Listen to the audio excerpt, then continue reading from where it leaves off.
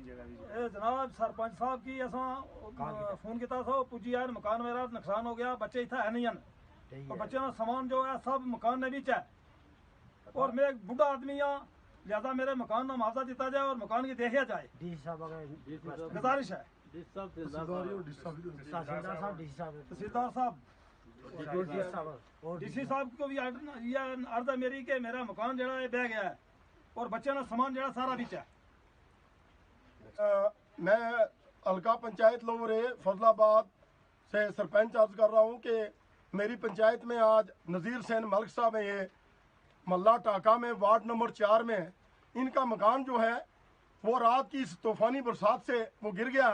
इनके 2 बेटे इस मकान में रहते थे, वो लड़कियां जो हैं वो ससुराल में गई हुई थी, लिहाजा उनका जितना भी सामान है, जितना घर का रहना खाना पीना तमाम सब फर्नीचर तमाम जो है इसका तबाह हो चुका है। तो मैं मौके पर, इन्होंने मुझे फ़ोन किया, मैं मौके पर आ गया हूं सुबह से ही, और मैं दरख्वास्त करता हूं तहसीलदार सुरनकोट से, एसडीएम सुरनकोट से, तो डिस्ट्रिक्ट एडमिनिस्ट्रेशन जनाब डीसी साहब से कि इनकी जो फाइल बने बजरिया रेवेन्यू डिपार्टमेंट के थ्रू, तो इनको जितनी मदद हो सके मेरी दरख्वास्त है कि इनको ज़्यादा से ज़्यादा मदद दी जाए। मैं इसी पर इत्फाक रखता हूँ।